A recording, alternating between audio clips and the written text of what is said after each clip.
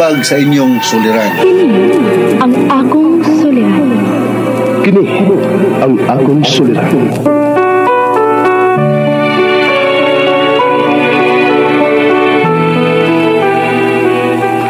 Sa atong pagkaymugso ng kalibutan, gikaluhaan at ang daan sa atong suliran. Ang suliran mo'y kabahin sa itong inadlang panginabuhian. Aba na doon ay suliran nga dili mo mapasan nga ikaw ra. Nagkinahanglan kag katabang aron sa pagsulbad ni ini. Nagkinahanglan kag kahayag na may mulamdag sa imong unahuna.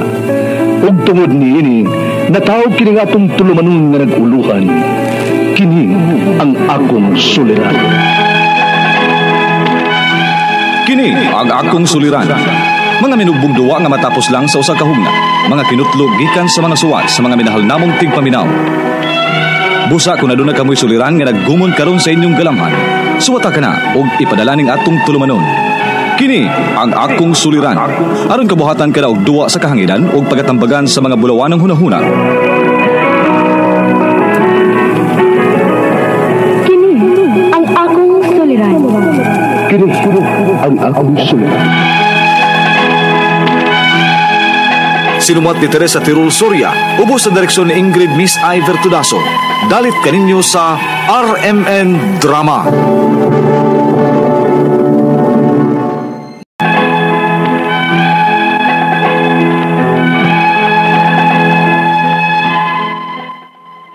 Mayo adlaw kanyang tanan nga nagpaminaw karon ning tulumanon, kini ang akong suliran. Ilabi na ninyo Dr. Rene Obra, ug Attorney Elaine Bathan. Ingon man sa mga artista nga maghatag og kinabuhi ning akong suliran. Taguan lang ko ninyo sa pangan nga Chrislyn, 19 years old, single ug tagaliluan Cebu. Punto legal kining akong suliran. Kabahin kini sa mga libro nga mahalon nga buot paliton sa akong ate. Aron niyo hisabtan, sugdon ko diyang may nianhing ahente sa among bahay. Ingon ini ang mga pangitabo.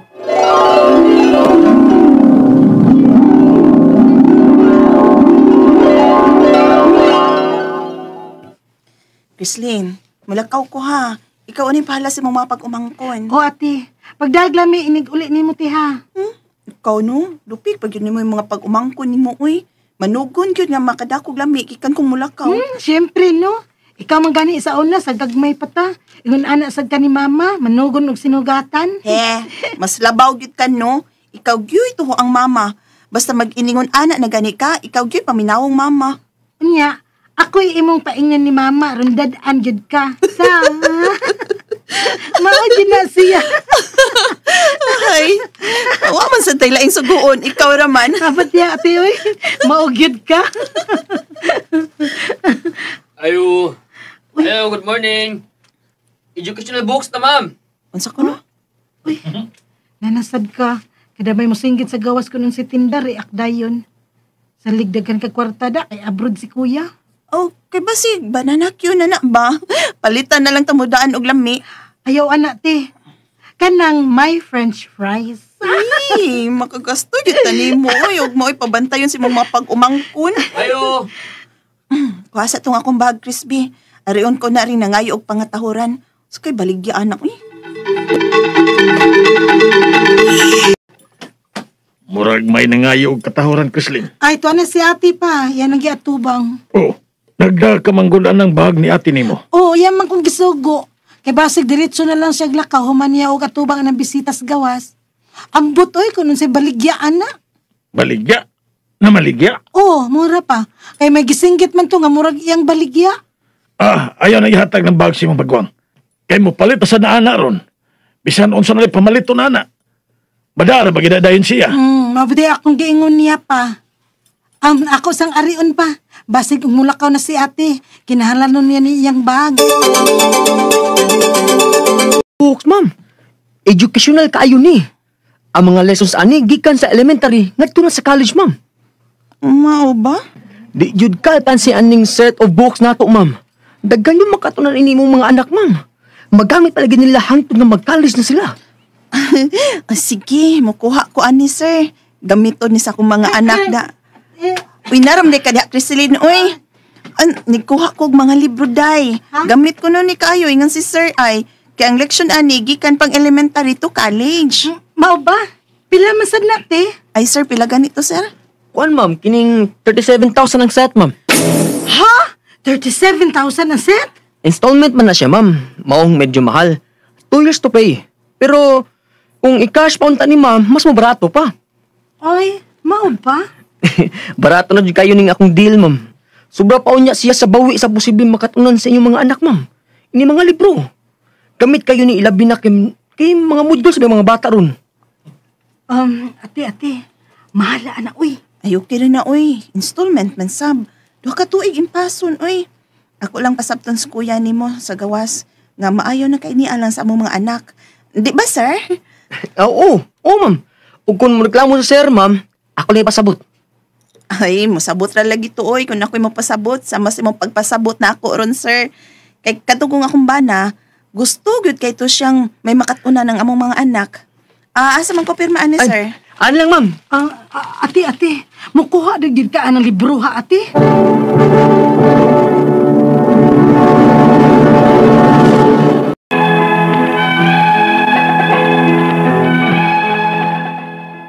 Kini nga kung maguwang, dali na gid kaayong hayloon aning mga may itinda-tinda.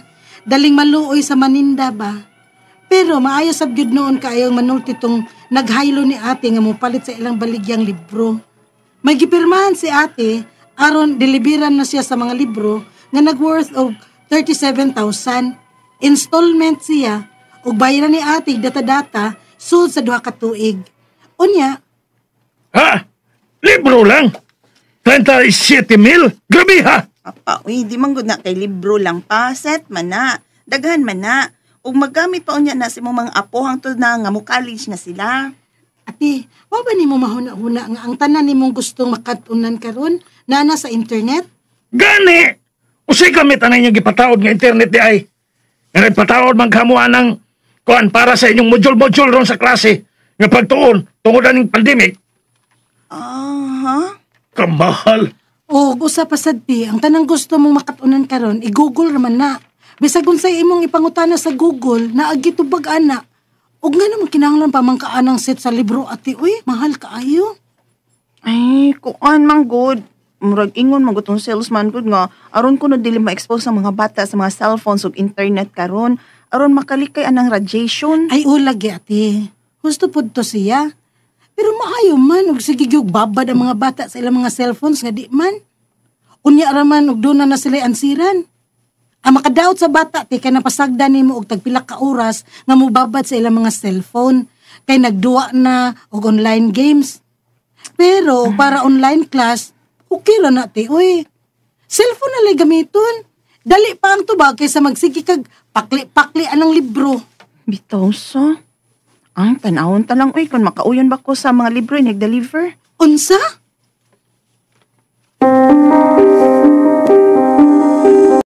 Hi ma'am, niya ang mga libro nga imong gi-order ma'am. Oh, tanawa lang mama, makauyon yun ka. Kaya mga hardcover din ang mga libro ha ma'am. I-open lang. Ang hain ko no, atong tanawon. Unya kay na-open na nimo ma'am. Wala tayo change of mind ha. Kay consider din na siya ma'am nga na-receive na nimong items. Ate, mukuha gid ka ana? Uy! Maura din yung mga libro ha? Di pa maayo mga drawing sa libro. Na, nga kung mga anak baya sir no. Di ganahan mo basag libro nga dili colored and drawings. Unsa ibuto mong ipasabot ma'am? Kaklaro ana sir, nga wa makauyo na nga akong ate. Ayan nalagdayon na og kuha ng mga libro ha ate uy. Uy, di na mahimo ma'am. Kana kin open na nimo ug na-deliver na din sa inyo. Kinahanglan ka na mo bayad og 5,000 ma'am as down payment. Ug bisan iuli pa na nimong libro ma'am, magbayad kag gyapon na ng 5,000. Ha? Hala no? Pugos-pugos din ang inyo sir. Bisag wa mi makauyon sa items nga inyong gi-deliver na mo.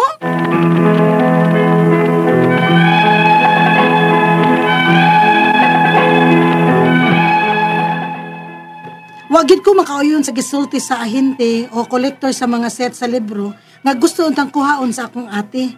Dili naman siya magpabalibad. Kay kuno, na-deliver na sa amo ang items nga mao ang ilang mga libro nga nagkantidad og 37,000. Ang ako mga pangutana mo kining mosunod. Unang pangutana. Ang mga set sa libro nagkantidad og 37,000 installment payable for 2 years og 5K ang down payment. Sa ka-high-tech sa panahon ron, napabugod ng libro-libro? Dili ka ni scam o ilad-ilad lang? Ikaduhang pangutana.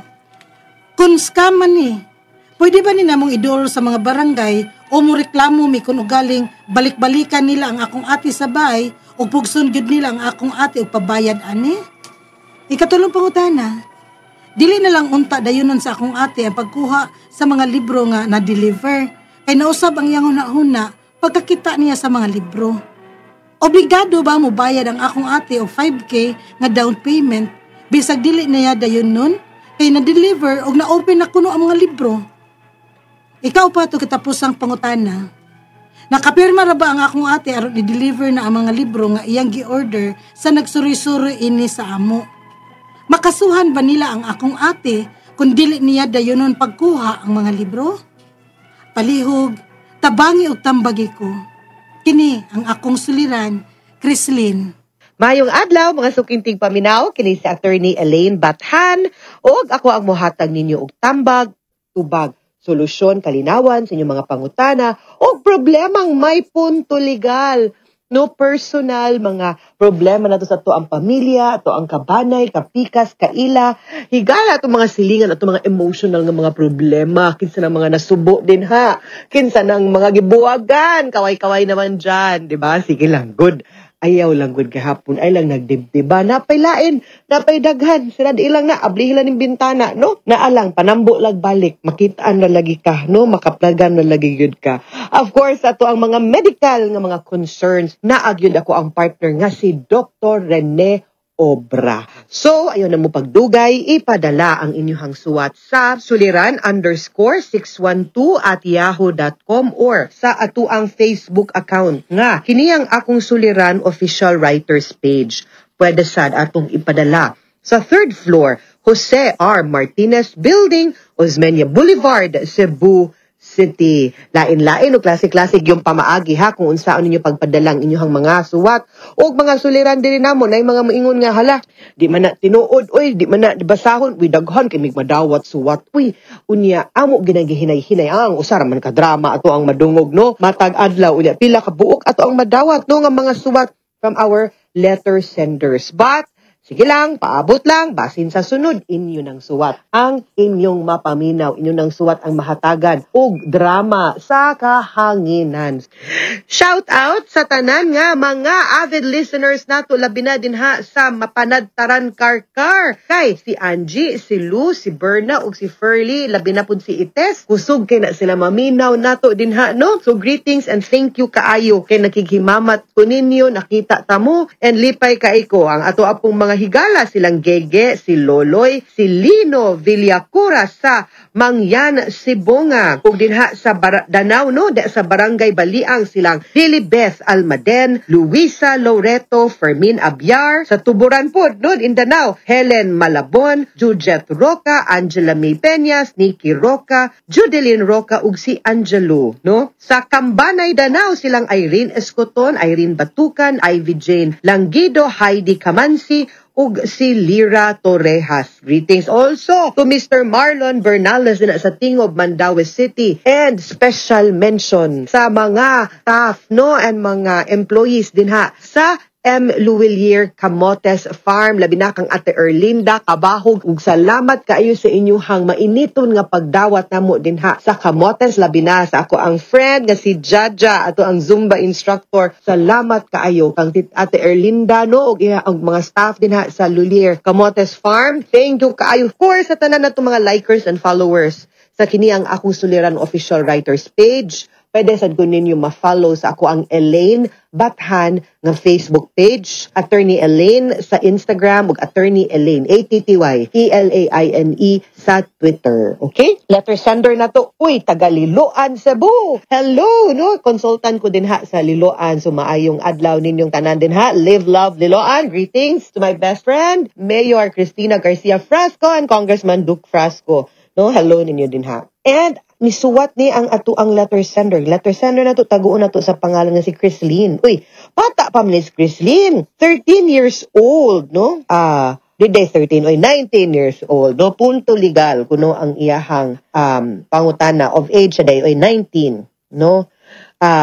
Tungod na sa kanang namaligrag libro kanang manuroy ba, no, nga mamaligya og libro nga perti rabang kanang mahala unya muni iyang isyu kay wa man ni siya nakabayad kay ang katong ahente, no, katong mga set sa libro sus kamahal 37 nalbulol man ko sa kamahal oy 37,000 ang kamahalon sa libro, no, payable 2 years, down payment 5K 5,000, no, unsao naman lang ni murang scam man tingali ni siya. Anyway, unang pangutana, ang mga set sa libro 37,000, installment payable 2 years, down payment og 5,000. Sa ka-high-tech sa panahon na bago dirong libro-libro, dili ka ni scam o ilad-ilad lang aw. Ang akong pangutanag yun, wa jud ko kakita manggod, wa say picture no kung unsa gyud na pud ang libro. Dili man naingon nga kay abi high-tech di na ta kinahanglan og libro. Ako maestra ko. Nagtudlo ko og law sa University of San Jose Recoletos. Ako gihapon nang pabasahon og libro akong mga estudyante. Papaliton ra pa pud gihapon ako na sila because dili man nga ingon nga high-tech na wala na libro.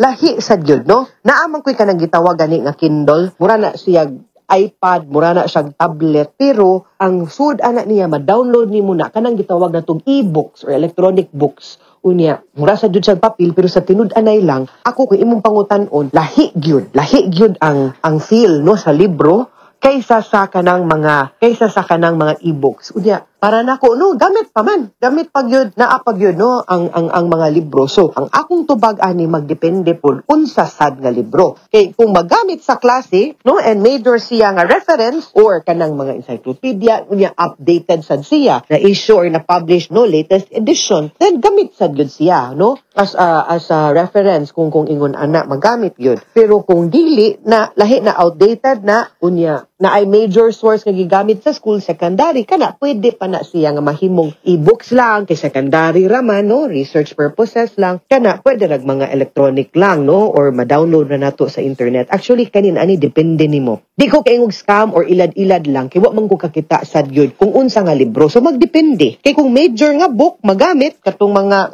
resource no pwede gyud pwede sa gud nimo magamit mabasa-basa lahi man sad gud na good. Mahal lang gyud siya ha pero wala gyud ko kibaw unsa sad gyud nga libro pila pud kaset kung unsa pud ka importante diin pud ni gikan no. Ikaduhang pangutana, kung scam ni pwede ba namang iduol sa among barangay ug moreklamo mi kung ugaling balik-balikan mi nila ako ang ate sa balay ug pugson gud nila akong ate sa pagbayad ani ug naa na ninyong libro unya moy inyong nasabutan nga maoy presyo nya maugid pud ang presyo gyud anang libro ha dili pud kakaingon siguro nga naskap kay itando baga no kanang pagpalit ug pagpamaligya kontrata na kanang kontrata kasabutan na nagsinabtanay mo sa panahon na niduol siya ninyo nagdasiyag libro na sa baligya ipasabot mo nga mao ni presyo 37,000 installment down payment 5,000. No, ikaw nakasabot ka. Gusto ka og buot nimong paliton kay gusto kang naakay ingon ana. Nakasabot ka nga pila ni ang presyo kibaw kasi mohang gipalit whether or not gamit na nimo. Ikaw may makatubag ana. Wa man gyud maski pag moingon siya gamit kay nimo, maski pag moingon siya nga nindot kaayo ni kumpara nimo dili gamit. Unya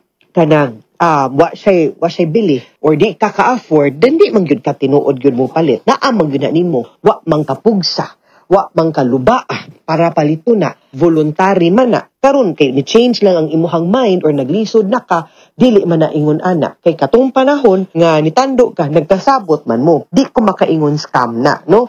Okay, unless giilad barong ka sa presyo nga giilang kag 37 pag adto nimo speaker 10,000 ra di ay, di ba? Pag adto nimo nitando ka unya nga mo ni imong paliton ang gihatod di mao. Kana scam. Ingon siya nga latest edition dili di ay. Or ingon sa original ni imit di ay. Ana ba? Kana siya wa mo nagkasabot ana kay ang akong sabot nipalit ko kay original. Dili fake ang akong gitanduan ingon ana muna akong pasabot, okay? Ikatulong pangutana, dili na lang unta dayonon sa akong ate. Pagkuha ang mga libro nga na-deliver agoy na-deliver na. Kay nausap yahong huna-huna pagkakita niya sa libro. Giunsa man diin ninyo pagpalit, nipalit mo nga wa mo kakita sa libro. Obligado bang mubayad ang akong ate sa 5,000 nga down payment bisan di niya dayonon kay na-deliver na ug na-open na kuno ang mga libro. Okay. Parang na-deliver na, suway lang makancel pa ba nga mauli ni mo nga wa pud naguba ang libro. Normally, depende kung sa inyong kasabutan. Usahay, kadang no return, no exchange policy di na tinuod, no? Kaya ang DTI nag-ingon na kinahanglan, pwede gyud ta magpa kanang return of exchange. Pero di sad pwede kanang change of mind. Mo return ta, meaning to say, iuli nato, lain ang size, no? Or dili mao pa, daglain lang. Pero dili gyud pwede nga, ay, di naman ko ganahan, wa lang. Dili na pwedeng ingon ana. Kaya alkansing insik ana,